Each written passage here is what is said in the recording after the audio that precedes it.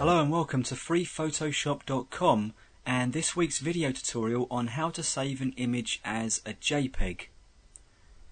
So when do we use the JPEG format? Well, JPEG stands for the Joint Photographic Experts Group, who developed it not only into a format but a standard as well. You'll find JPEGs most useful when saving an image with lots of gradual transitions and a wide range of colour, saturation and luminance. So we're talking photographs and images with shadows and glows and the like. I've got this image open on screen called KeddingtonChurch.psd, which means that the file format is currently a Photoshop document. And if I bring the info palette into view here, you'll see that the document is just over 20 megabytes in size. Now the combination of 20 megabytes and a PSD file isn't always ideal. In fact, pretty much all digital cameras process photographs as JPEGs simply because a JPEG file is relatively small and it's a tried and tested format. Okay, I'm going to come up here to the File menu and select Save As. And inside the Save As dialog box, I'm going to choose the desktop as my location to save the file. I'm going to leave the name of the file as is, and then I'm going to change the format down here in the drop down box to JPEG. Now once I click the Save button, I get the Jpeg Options dialog box where I get to optimize the image. Starting at the top here, I get a matte option. Now that's only going to be available if we've got areas of transparency in the image. One of the negatives associated with JPEG format is that it doesn't support transparency. So whatever color matte you choose here will replace the transparent areas of the image. Underneath the matte option we have our quality controls, and this is where you'll want to focus your attention. Something that's very important to realize with JPEG is that it's a lossy format, which means that it's literally discarding information as it compresses it. With the quality set to 12, you're retaining the most information and therefore saving the best version of the image.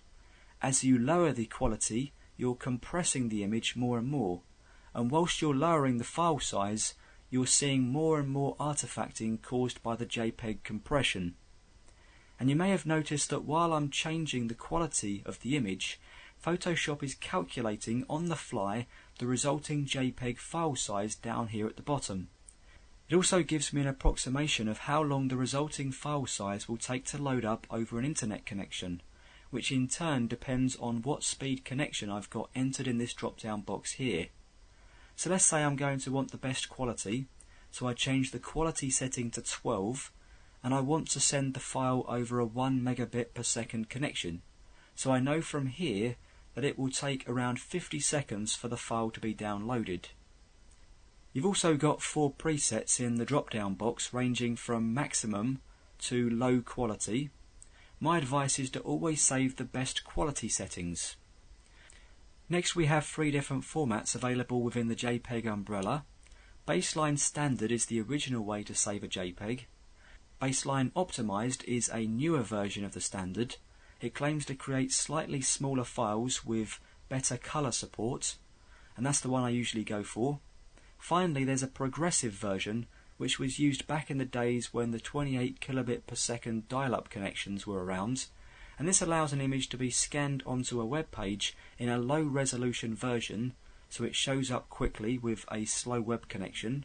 The preceding scans then add detail to the image until the final scan reveals the image in its entirety. This used to be a really good way of getting rid of them white holes on your web page whilst you wait for the whole image to load up.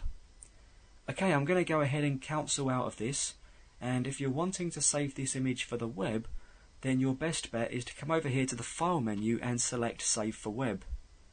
Now the options you get here are exactly the same as standard JPEG dialog box, but you do get an extra option designed to reduce the file size of an image, and that's this blur slider over here. Because of the way JPEG compresses an image, it handles large transitions far more efficiently than sharp changes in contrast. Therefore, if you're saving for the web and wanting to save file size everywhere you can, then you can choose to add a slight amount of blur to the image in order to reduce its overall file size.